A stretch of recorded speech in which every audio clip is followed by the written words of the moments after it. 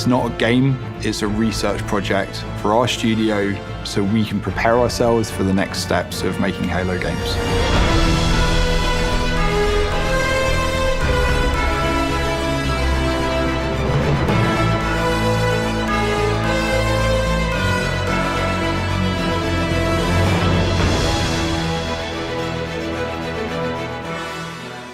So HCS 2024 has come to a close. Now, I'm not a huge follower of the competitive side of Halo. I'm much more entrenched in the community side, so I spent most of my weekend keeping an eye on the community stage. That being said, I have been roughly following the developments of Legend and his track to glory, so to speak, so I was pleased to find out that SSG won this year's tournament. That must mean a huge amount to Legends specifically and a huge amount to the team overall, so fantastic performance guys, congratulations and commiserations to Optic. But as I said, I spent most of my weekend keeping an eye on the community stage and there was some fantastic news coming out from the community stage. We're expecting third person perspectives for Halo Infinite before too long, and of course that's something that, widely speaking, a lot of fans have been asking for many, many years. We've also seen some fantastic things coming out of the Forge community. Specifically for me, the Forge Falcons are creating the Helldivers Forge World, which looks phenomenally good, so I'm very excited to get hands on that as well. And I have to say a huge shout out to all of the cosplayers who really upped their game this year and bring it in a big way this year. Phenomenal costumes. The amount of effort and man hours that have gone into developing those over the previous year must have been phenomenally large.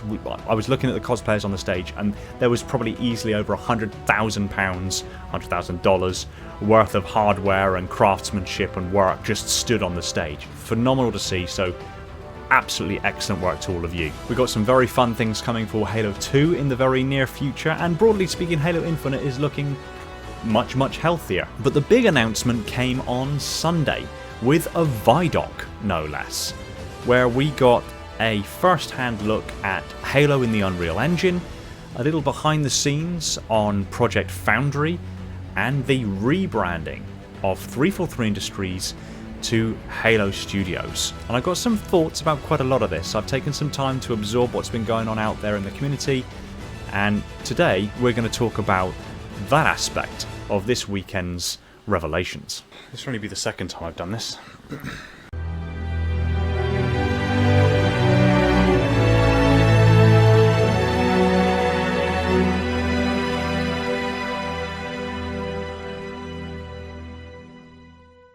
So the big news out of HCS is that 343 Industries is no more, and instead Halo Studios now exists in its place. Now this is likely to somewhat remove themselves, to separate themselves from the mistakes of the past, which isn't an unwise decision.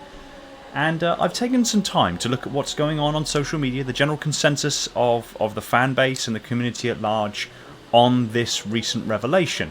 And I've seen a few different opinions. Some people are just ridiculously excited about the situation. Some people are kind of lukewarm, they're kind of on the fence about it. And some people are saying, you know, that it's the same people, you know, it's the same studio, they've just rebranded, it just means that we're going to get more of the same. I actually disagree with that final sentiment, but that doesn't mean I am not without my concerns. The big thing for me is the fact that there's new Halo games in development, there's new management, it's a new team, it's a rebranded company. That can mean good things for the future. But my concerns don't necessarily rest on Halo Studios. I mean, they are an untested, untried management team and an untested and untried team at large. So we haven't actually got a dedicated game, a dedicated entry into the franchise from this new management team and the wider team at large, ignoring entirely the fact that it's been recently rebranded. So I'm willing to give them the benefit of the doubt to see what they produce. I mean, generally speaking, Pierre, the current head of the company, is somewhat responsible. I say somewhat, is majoritively responsible for MCC being in the current state that it is, a much better state than it is. And if we're honest, since the old management have left and he's taken over, Halo Infinite has been in a much better place than it was. So my concerns don't necessarily rest with Halo Studios. My concern rests on the rumours. Rumours, mind you, unconfirmed rumors. We got no official word from the studio itself, but we have rumors that the development of Halo 5, the sudden change in direction there, the sudden change in direction of art style for Halo 4, the sudden change in problems that we experienced with Halo Infinite, was really majoritively down to Microsoft and thus corporate and executive interference into the creative process. Microsoft haven't changed. Yes, the team are different at Halo Studios. Yes, they've rebranded. Yes, there's a new management team. Yes, there are new developers now on the team. But Microsoft is still the same. Now, you've got to bear in mind, let's cast your mind back to Bungie's days. Bungie were bought out by Microsoft. So they were an entity that existed prior to being integrated into Microsoft, but they didn't fully integrate. Bungie was somewhat of a rebellious teenager almost at that point, where they did integrate into Microsoft, but they kept corporate at arm's length.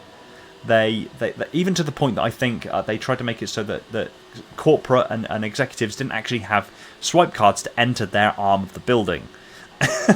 So they kept corporate at arm's length, and they made it abundantly clear, just don't interfere with what we're doing. Don't interfere with our creative process, because if you don't interfere, we'll create something awesome. That awesome thing will generate you revenue, everybody's happy. And over time, Microsoft learned to trust Bungie to do exactly that, to trust their creative process and to allow Bungie the creative freedom to explore avenues and eventually develop a product that was phenomenally good and respected the world over. Halo was once an IP that set the bar for the industry time and time again, and that was hard earned. And Microsoft eventually trusted Bungie to do that, to deliver that time and time again. When Bungie left, 343 Industries was created in its stead by Microsoft. That wasn't an entity that existed prior that was bought in to take over. It was created by Microsoft for Microsoft within Microsoft, which means that the corporate and executive oversight, the interference that Bungie managed to keep at arm's length for the entirety of their tenure, was now baked into the very foundations of the company. Make no mistake, Halo Studios is another company that has been built by Microsoft for Microsoft within Microsoft. And at least if the rumours are to be believed, rumours are to be believed, Microsoft were the problem in the first instance, and nothing's changed with Microsoft. That being said, there seems to be a new energy, there seems to be a new ethos being pushed at the moment with this rebrand, with everything that's come out as a consequence, that seems to suggest that there's something of a return to form, and that the management and the creative teams are managing to keep the corporate and executive oversight at arm's reach once more. This is insanely important. This is a very important development. The reason being is because when you have corporate interference, the creative people don't get the opportunity to be what they are, creative. It stifles the creative process. If you allow the creative process to breathe, creative people create amazing things. And when they create amazing things, they become motivated by each other's passion, by each other's creativity to create even more awesome things. This was at the very core of Bungie's ethos when they were involved with Halo back in the day. And something that I feel like has been somewhat lost due to corporate and executive oversight, due to interference at the corporate level. So having this ethos come back of just holding the corporate at arm's length and saying, look, we get it. You know, this is a business to you. We get that. We understand that. It's profit margins to you. But in order to make profit, we need to be creative.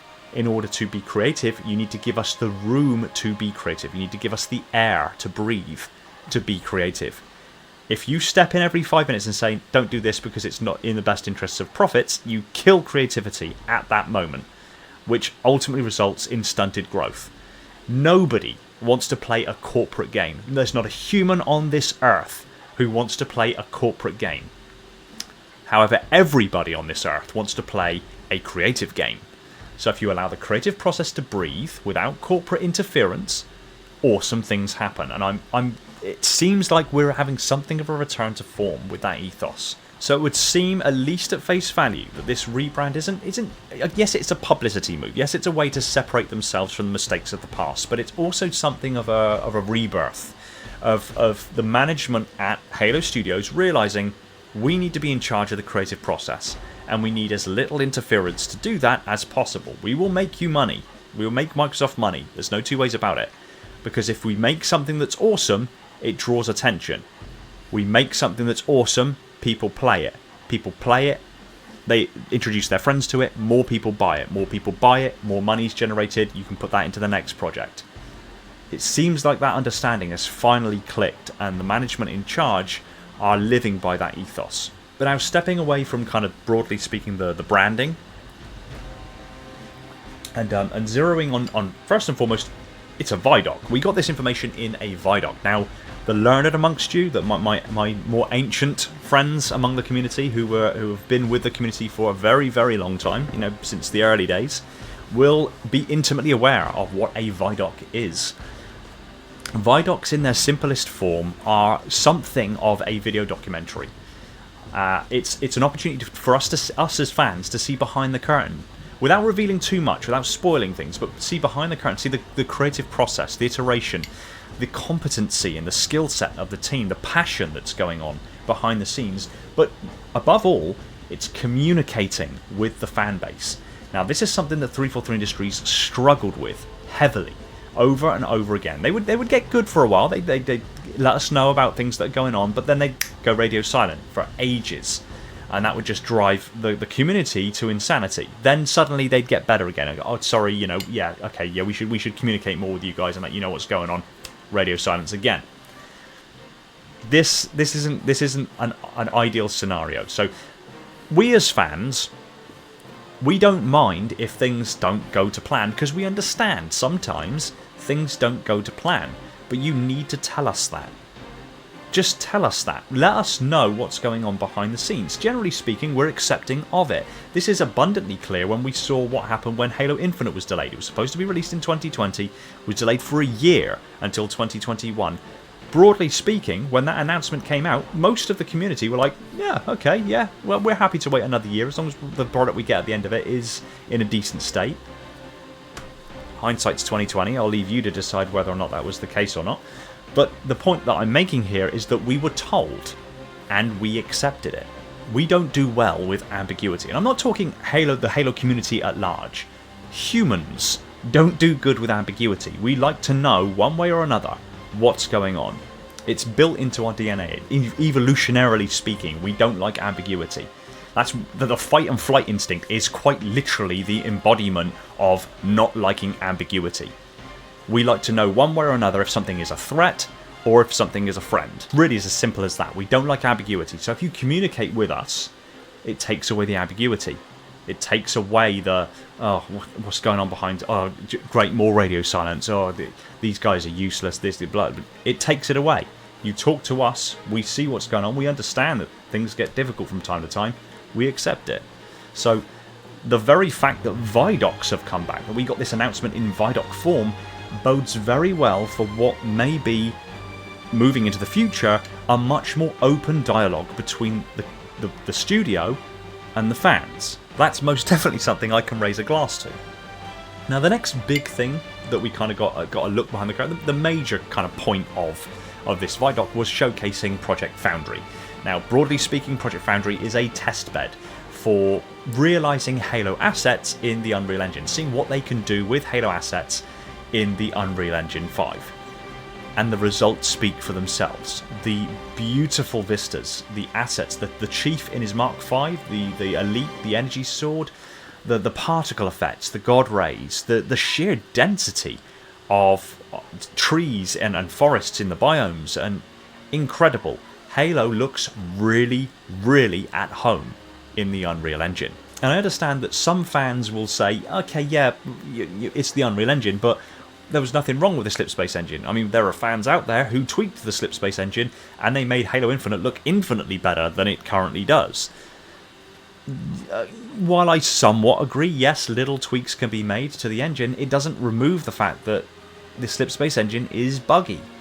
And the reason it's buggy is because, really, if truth be told, the Slipspace engine is the Blam engine, the original game engine that was created for Halo CE in 2001. It is a 23-year-old game engine, admittedly with parsers and with tacked on additional bits of code and upgrades and additional plugins here and there to kind of somewhat modernize it and add new features, but broadly speaking, it's the same engine that was used for Halo CE. This was sorely needed, and that's abundantly clear by anyone paying attention to how Infinite shipped. Anytime they made changes, even simple, basic cosmetic changes to Halo Infinite, it threw something completely unrelated out. The same thing was happening with MCC. Bearing in mind, MCC was, it's a group of several games. Yeah, they all run on the Blam engine, or variants of the Blam engine, but every single time something was updated in one game, like, they would update maybe new armor in the Halo 2 engine, so to speak, and then you would get cutscenes drop out in Halo 4, like the lighting not work in Halo 4. How that happens is beyond me, but it boils down to the fact that it's a very, very old engine that needed either complete overhaul and modernization or discarding. And in this situation, discarding was the best option. Moving over to the Unreal Engine looks like the best option, and not just from a technical standpoint, but for what the team can do as a consequence. But we'll get onto that in just a second. In fact, to reference somebody directly, Vic DeLeon, who is a previous developer with Bungie and 343 Industries and worked on Halo games for many, many years, did a recent post on Twitter where he said, not thrilled seeing 343 Industries' name retired, but speaking from my time at both studios, the engine swap is a good move. The Blam or Slipspace engine was a retrofitted, tech-bashed boulabus that certainly was capable of amazing visuals, but required too much energy to deliver. There's really not a lot else to say beyond that. However, I hasten to add that with this removal rather, of the Slipspace engine and the announcement that all future Halo titles will be developed on the Unreal Engine, that highlights a very, very significant change in the way in which Halo Studios will operate going forwards, the way in which Halo games will be created going forward. Now, up until this point, all companies that have run Halo have been doing two things simultaneously. They've both been developing a game, but also have effectively been a tech company developing a game engine. Those are two very different disciplines. Now, to varying degrees, the companies have made it work, and sometimes they haven't made it work, but being both of those things simultaneously is very complicated. It means you have to effectively have a split team, some working on the engine, some working on the game. This move over to the Unreal Engine means that for the first time, Halo can be a game company, not a game and tech company. It means that it completely removes the technical challenges and difficulties that come with developing a game engine. Completely removes it entirely, which means that the team that are there can focus on doing the creative process of developing a game. Yeah, they'll have a team there for adding to the Unreal Engine, adding code, tweaking a few things, keeping things running, but generally speaking, the size of the team needed for that will be strikingly smaller than a team needed to develop a game engine from scratch. This simplified workload translates to one very simple truth, and that's that the creative people can be more creative more of the time, which means more games more often. That's a win for everyone. We as fans, we win because we get more games more often. The creative people at the studio win because they get to be more creative more of the time and make more cool things, and the company broadly wins because that means more games make more profit. Everyone wins. Now, if we dive a little bit deeper, this is kind of how I'm doing this video. I'm going from kind of superficial level and getting a little bit deeper into what we saw each time. So moving a little bit deeper again. So the technical demonstration of Project Foundry isn't just a technical demonstration of Project Foundry. Let's be honest. The term used, legacy assets. You've got to bear in mind that Halo Studios has access to every single asset, every single model, every single everything, every single sound, every single effect, every single storyline, every single narrative, every single bit of content that has ever been developed for Halo. And the idea that this can be ported into the Unreal Engine and upscaled and retooled to work within the engine, within the confines of the engine, means that they have literally the largest sandbox of Halo assets to play in ever. And the decisions made to highlight the legacy assets of the Mark V, an Elite, the Halo in the kind of format it was, the Blightlands even, were deliberate choices. This wasn't an accident at all. This isn't just like, oh, let's just throw something in there for the fans. If they wanted to throw something in there for the fans, they would have thrown in like Halo 3's armor, because that's kind of like the quintessential Master Chief armor. That's the one that everybody recognizes and highlights the kind of quote-unquote golden era of Halo.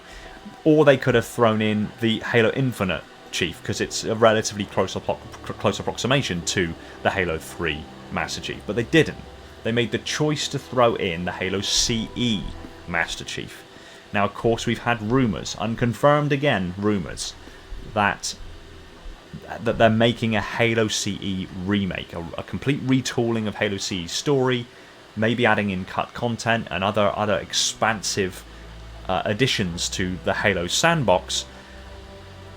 Unconfirmed rumours, but now with this, it's all but confirmed, I think.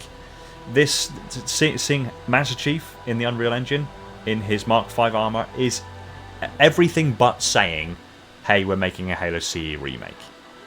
But I also want to zero in onto the Blightlands. Now, for my fellow lore aficionados, but particularly Hidden Xperia, will be intimately familiar with the fact that the Blightlands happen at a very distinct point within the Flood's morphology.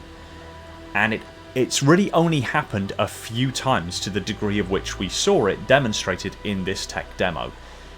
And the most obvious time that it happened was when the Forerunners were at war with the Flood on the build-up to the firing of the Halo array. Now, the decision to include the Blightlands into this tech demo is that, along with the words projects, plural, meaning multiple, is that a quite clear nod to the fact that there are side projects, there are side games, spin-offs that are being developed at the moment, with the Blightlands perhaps nodding towards the Forerunner Flood War being a potential spin-off. I, for one, would love to see that. But we also have to bear in mind that the assets they have available, seeing what I've seen now, I don't think it's outside of the boundaries of imagination that Halo Studios may now want to re-release, remake the original trilogy entirely. So Halo CE, Halo 2 and Halo 3 remake, all of them. Updated graphical fidelity, new expansive content, previously cut content, just massively inflating what is quintessentially a very familiar story to the more ancient among us, but expansive enough to still feel new and feel exciting and still provide something new for new fans. Make no mistake, the inclusion of these specific assets in the tech demo, in this technical demonstration, not an accident. This is not a coincidence. This is quite clearly nodding to what they have planned down the line.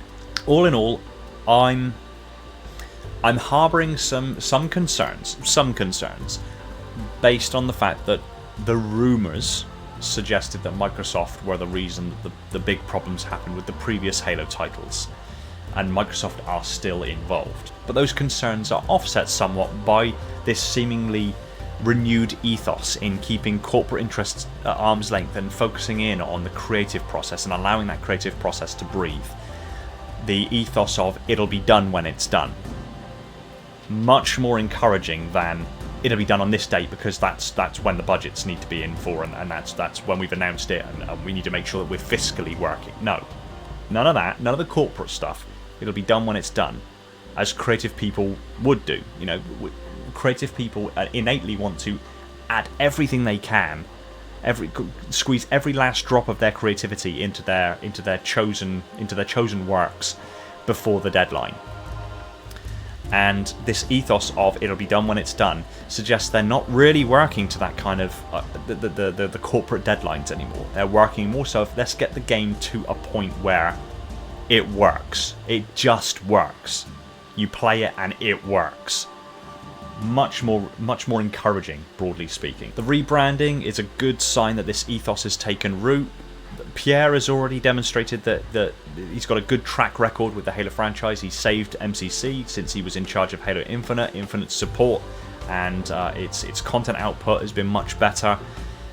It's a new, untested, untried management and a new, untried and untested creative team. I'm willing to give them the benefit of the doubt to see what they produce as a consequence of this change. Aside from this, I'm conservatively optimistic based on the fact that we're getting Vidoc, better communication, the showcase of the tech demo, of showing what the Unreal Engine can do with Halo assets, really encouraging. Seeing this new ethos, seeing the particular assets they chose to show to us, very encouraging. So at this point, I'm not going to say we're back, because every single time that anyone said that, it usually results in whatever is supposed to be coming back tanking entirely. So that's not going to come into today's lexicon. Instead, I am conservatively optimistic, but I'm brimming with a measured optimism, and I'm seeing ripples out there amongst the community of similar opinions. People are measured and conservatively optimistic. They like what they're seeing. They like the fact that the Vidocs have come back. They like that the dialogue has been opened between the studio and the fans once more, especially directly off the back of the Halo event of the year.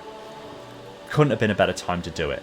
So the rebranding, the new management team, the new creative team, the new ethos, the new engine, and the new assets that we're seeing that have been demonstrated, it makes sense that now would be the time to rebrand, to say goodbye to 343 Industries and welcome in this new entity, Halo Studios. I'm keen to see what happens down the line, whether this trend continues, whether the dialogue remains open, whether we get more Vidocs, and what is to come for the announcements. And I'd love to hear your thoughts on what is going on behind the scenes, what these projects are. Whack them in the comments down below, and we'll get a dialogue going. Broadly speaking, I think it's all but confirmed now. We've got a Halo CE remake in the works. I've done a couple of videos on the Halo CE remake, and I've got a couple more planned, similar to the Halo Infinite planned DLC narrative expansions I did relatively recently, but instead focusing on what they should or could do with the levels of Halo CE to narratively expand them with cut content and the like. So keep an eye out for that. Links in the description for previous videos. I'm excited. I'm excited. I'm conservatively excited, but I am excited. I'd love to hear your thoughts. I'll raise a glass to that. Take it easy, everyone, and find peace in the domain.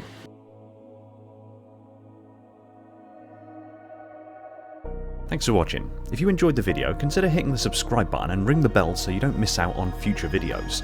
Be sure to like the video if you did, and pop a comment below on what you'd like me to cover next.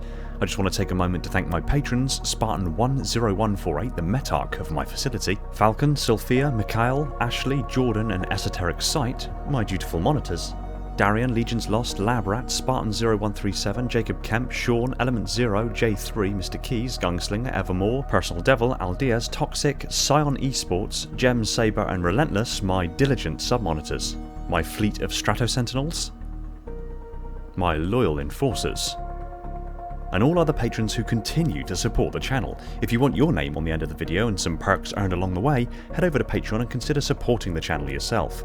Big shout out to my Tier 0 Transcendent YouTube members, Spartan137, Jacob Kemp, Talia, Fenrir, Bornstella, Jimbo and Balaz, and all the other YouTube members keeping my installation running on that glorious vacuum energy, with a special mention to the Accursed Hunter. Shout out to John due to the mathematical formula used to determine the area within a pentadodecahedron. Oh, and Lena because that sandwich. And remember, there are tons of ways to support the channel and keep my installation pumping out content at a breakneck speed. Much love to you all, take it easy everyone, and find peace in the domain.